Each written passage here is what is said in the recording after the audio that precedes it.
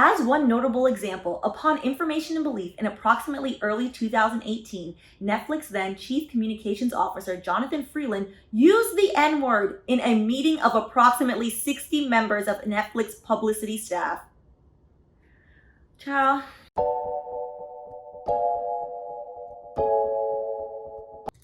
Welcome back to Wine and Chill, your home for all things alleged entertainment law, scams and shams, and millennial adulting. I'm Stephanie, and as you can see from our new intro, Scams and Shams 1, I was rooting for A, entertainment law shenanigans. So today we're gonna hop out of music land and enter into TV, film, the silver screen, comedy to be specific, and talk about Monique versus Netflix. Today, instead of an alleged flat-out scam, we're gonna talk about a potential sham. That's corny. I'm gonna run through the timeline of events just to catch you up on where we're at. This is actually pending still in court, and as usual, you are going to have the documents down below in the description and right here to the side of me. Speaking of description, a quick disclaimer. By watching this video, you acknowledge and agree that you have read the below disclaimer in the description box and acknowledge that this video is for entertainment purposes only. All right, great. So y'all remember before the pandemic, before the world went to Monique, the queen of comedy herself, sued Netflix for alleged discrimination. This is still pending in court, and I thought it would be a great look through for us to kind of see a different type of claim. Her claims are actually something that can be applied to a lot of people's lives, so I thought it would be very interesting and insightful for us to go through this and to take a tiptoe out of music into a different area of entertainment. So Monique is suing Netflix for 10 separate claims. Yes, 7 of those claims are discrimination, 2 are retaliation, and 1 is something else that we're gonna read. So let me run you through a quick timeline of the actual events, and then we're gonna get into the case. The case is also linked below in the description so you can follow along. And since this is pending litigation, has been going on for almost a year now, we have multiple documents, honey. So you can peruse through all of them. So timeline events, I have it written here.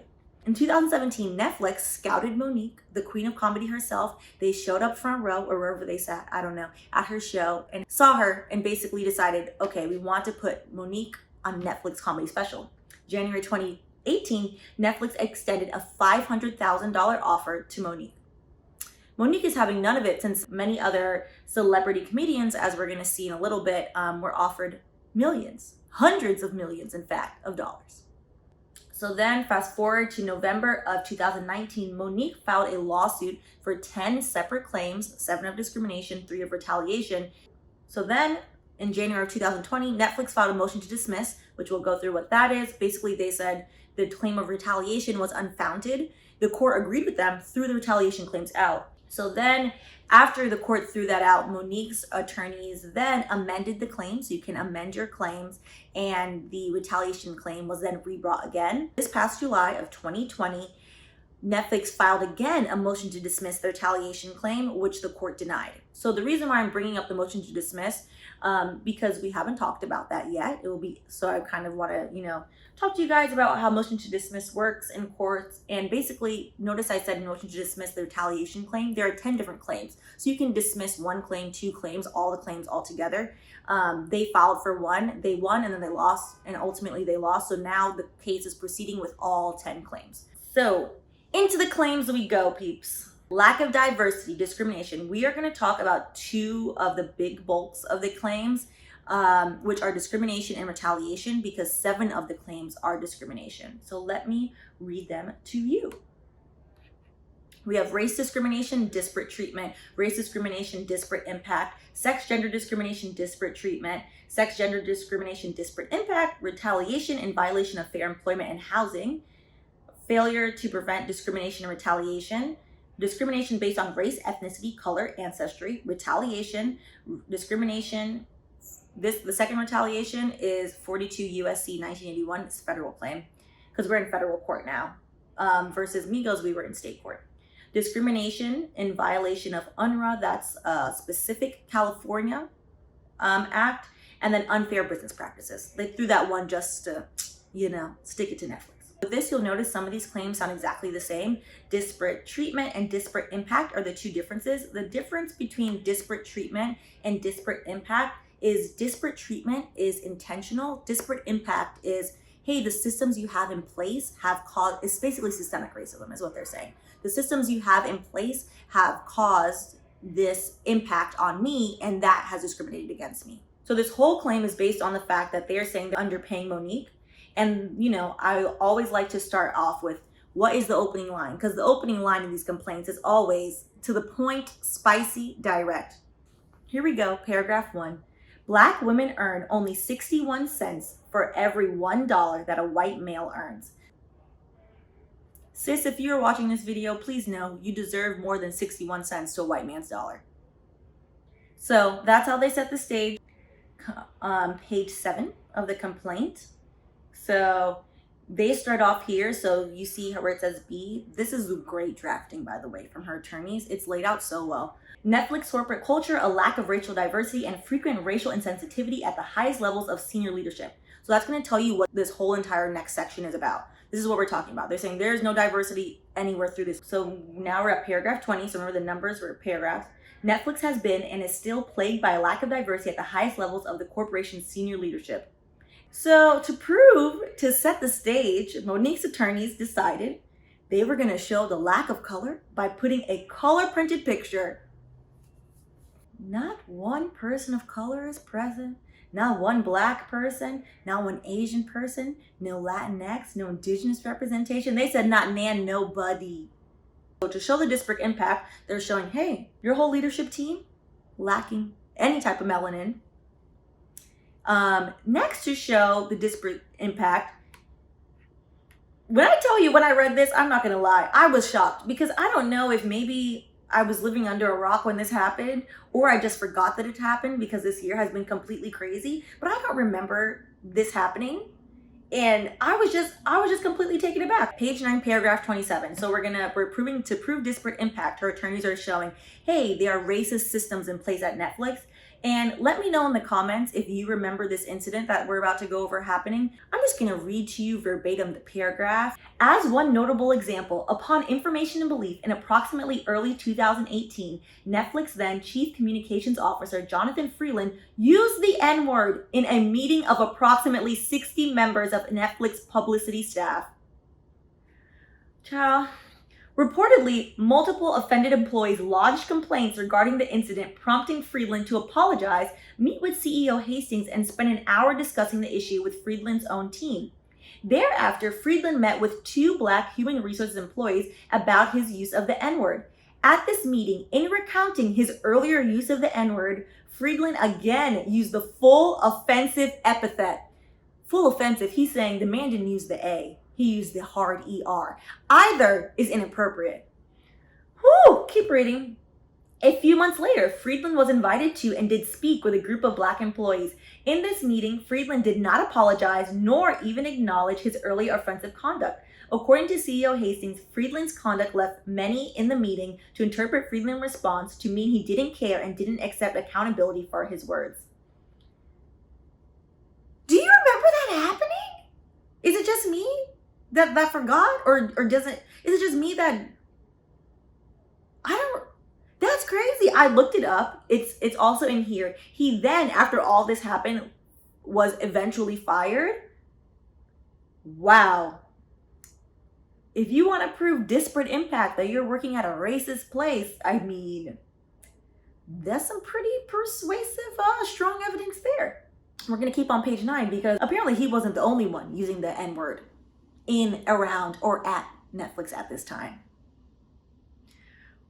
This has me side-eyeing my subscription. They're lucky they just uploaded Girlfriends. I'm going to be honest.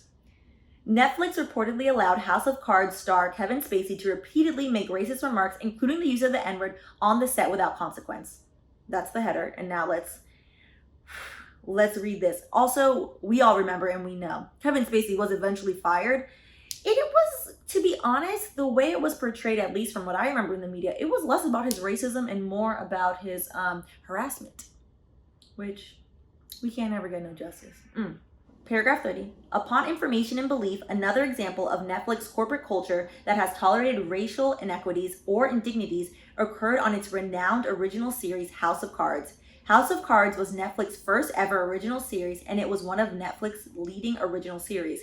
Actor Kevin Spacey played the lead role. Eventually, in or about November 2017, Netflix fired Spacey after it was publicly revealed that Spacey had for years committed acts of sexual assault and harassment.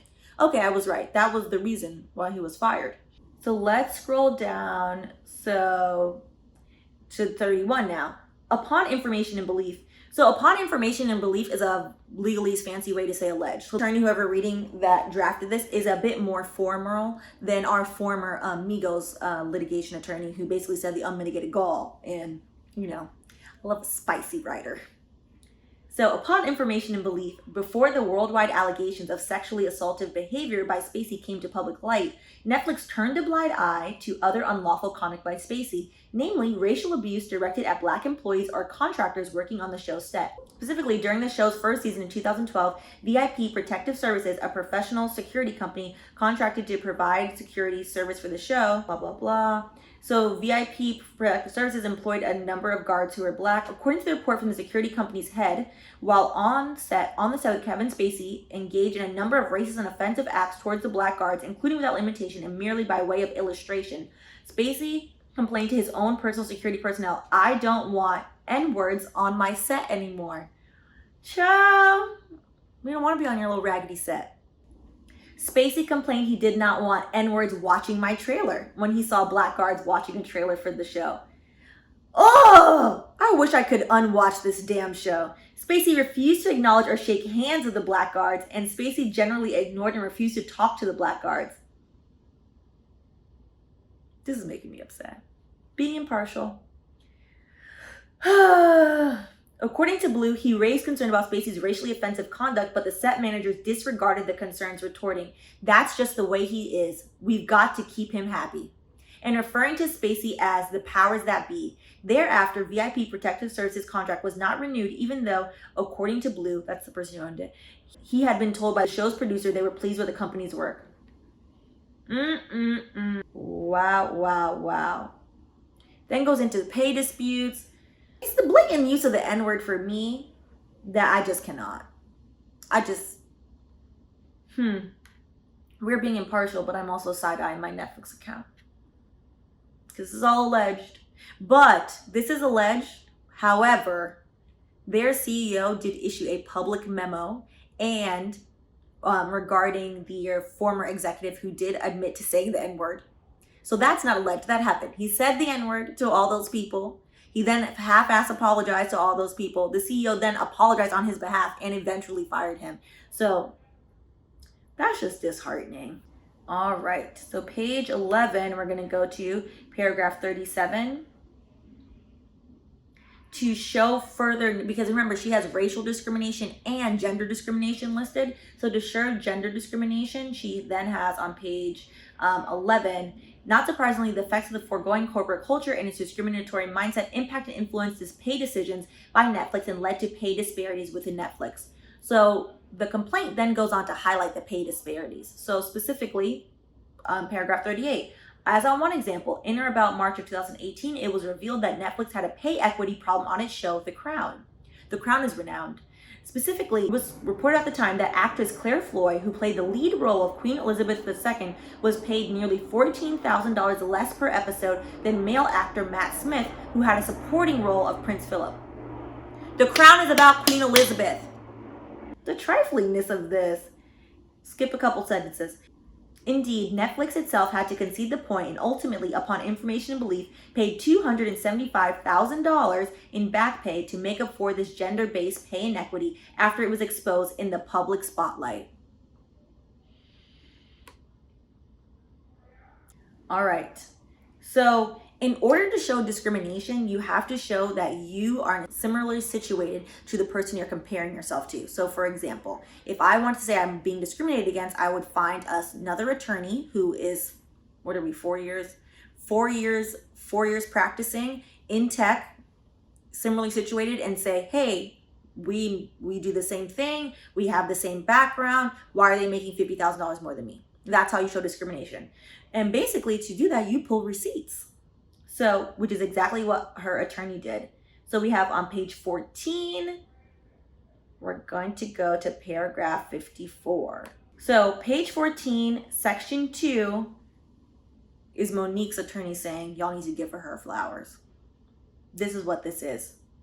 Monique and her background as the queen of comedy. I love this. I love some receipts. So we're going to go into, 46 is worth it. Let's read 46. The youngest of 4 children, Monique started from humble beginnings. She first took to the stage in 1988 during an open mic at a comedy club in her hometown of Baltimore, Maryland. Encouraged by the positive reception, she soon began performing at other comedy clubs in Baltimore, Atlanta, and along the East Coast. Eventually, she left her day job. See? Believe in your dreams. I believe in your dreams. And decided to pursue a full-time career in stand-up. Before long, she was opening for musicians and appearing in such television specials as Russell Simmons' Def Comedy Jam and Comic View. So 48, here we go. It just runs through her entire resume. After Monique made popular guest appearance on the television show Moesha in 1999 and 2000, a spin-off series was created for her character. She starred for 5 seasons as Nikki Parker on the sitcom The Parkers, a series about a single mom who attends college with her daughter. The celebrated family sitcom earned Monique several accolades, including 4 NAACP Image Awards for Outstanding Actress in a Comedy Series. Film roles soon followed. Listen, Monique has been in the films, honey. Then in 2009, Monique played Mary Lee Johnson, the abusive and violent mother in Precious, based on the novel by Push by Sapphire, starring Gabby Sidibe and directed by Lee Daniels. Monique's performance in Precious brought her both an Academy Award, Oscar, and a Golden Globe for Best Supporting Actress. People forget, Monique has an Oscar and a Golden Globe. Many of your faves will never be able to say that. I'm just being honest. You may not have liked the way that she publicly went about telling people that Netflix had discriminated against her, in her opinion, but the receipts are there. All right, so then it goes through Precious, it goes through all the other things that she was in. While climbing paragraph 54, while climbing the Hollywood ranks and performing roles in a variety of genres, Monique never strayed too far from her comedic roots. One of her most notable performances to date is when she starred in the hit stand-up comedy film, The Queens of Comedy, which follows 4 Black female stand-up comedians at Memphis, Tennessee's Orpheum Theater. The Queens of Comedy was released in 2002 and aired on Showtime at the Apollos. Listen, this is so long that I can't even read all of it out to you because y'all will be bored with me. Sit here, read it. So then paragraph 59, because people are like, oh, but has she done anything recently? Her attorney said, don't start that mess. More recently, in 2019, Monique kicked off a Las Vegas residency at SLS Hotel and Casino. In doing so, she became the first Black female comedian in history to secure a Las Vegas residency. Monique is the first and only. When you don't get to be the first by being mediocre. You don't get to be the first by just, oh, I guess I'm okay. No, you get to be the first because you're the best. We're going to get into the examples now because, again, so now she gave you her receipts. We know they offered her $500,000. She said, that's not correct. Let's see why. Because when this all came out in the public, like last year, everyone was like, oh, well, I guess it's fine. Like, I don't know, you're comparing yourself to other people. Like, maybe they're more relevant. Maybe they're this. Like, when you lay it out, A versus B, apple versus apple, so one of them is rotten. Paragraph 67 is about to lay out what's the discrimination here. As just a few examples, upon information and belief, okay, this attorney has to stop with this information and belief. Netflix made offers to other comedic talent yet to perform in similar stand-up shows, but when the talent was not a Black woman, Netflix offered to pay, and did pay, astronomically more than it pays to Black women like it offered to Monique. For example, by way of illustration and not by way of limitation. Y'all know I love a cheesy rhyme. And I didn't write that was in there. In or about 2017, Netflix reportedly signed a $100 million deal with Jerry Seinfeld, which included in part payment for a stand-up special. $100 million. I'm going to say this in the most factual manner. Have y'all watched that special? No shade to Mr. Seinfeld. Have you watched it? Has Netflix recouped $100 million off of that investment? You know what? That's none of my business who's watching that. I'm sure he's a lovely human being. Here we go. Eddie Murphy. In or about 2019, Netflix reportedly is currently in negotiations or signed a deal with Eddie Murphy. Oh, we're getting Eddie Murphy special. Back to this, sorry. Estimated at 60 to 70 million dollars. Mind you, remember, Monique got 500 grand. We didn't even hit $1 million, 500 grand. Keep that number in mind. All right, Dave Chappelle. I'm gonna not read the in or about because this is annoying me. $60 million deal with Dave Chappelle, a black man, which we knew that, for a 3 special deal representing compensation of $20 million per show. Wonderful special, Dave Chappelle. Wonderful special. Focusing. All right, $40 million to Chris Rock. Again, Monique is at what? $500,000. Okay, let's keep on task. Ellen DeGeneres, a white woman, one-time comedy special, $20 million. Jeff Dunham, $16,500,000. To be honest, we are clearly seeing a pattern. It just keeps going and going and going. Amy Schumer, $11 million. So this is the kicker, and this is the example that Monique's attorney are going to continue to use. Those are just a few examples, but this is the main one. In or about 2017, Netflix initially offered Amy Schumer, a white female, $11 million as her compensation for her hour-long special, comparable to the one proposed to Monique's. 500 grand, remember? Reportedly, Schumer leveraged the fact that Netflix offered so much more to both Chappelle and Rock to get Netflix to increase her offer to $13 million. An increase of over 15% of the original offer. Amy said, 11 million where? Not for me. You see what you paid these men? I want some more money. And they gave Amy more money. Interesting. Which brings us now to the retaliation claim. So I know this one was a little bit, maybe for some, more sombering than our usual jovial tea time videos. Sometimes, tea will scald you and it will roll over into your real life. So I'm glad that we are hopefully going to be able to have this conversation. Let me know in the comments though, one thing I saw, YouTube has the ability to do posts. And I can let you know like our docket, like what's coming up next. I think we're going to do TLC next. I saw a lot of requests for that, and a throwback will be fun. So let me know in the comments if you want me to do like a update post on like who's like on the docket coming up next on YouTube, or if you guys wanted me to just post it on my Instagram, might be easier for you to find it that way. Whichever one you want. My Instagram is Wine and Chill, by the way. So go skedaddle over there, but I can post it on either. So that way you guys know what content is coming up to keep up with that. And if you haven't already, please go ahead and subscribe. And I just want to end this with what I've said now, probably for the 3rd time, to all my black cis friend out there. You deserve more than 61 cents to a white man's dollar.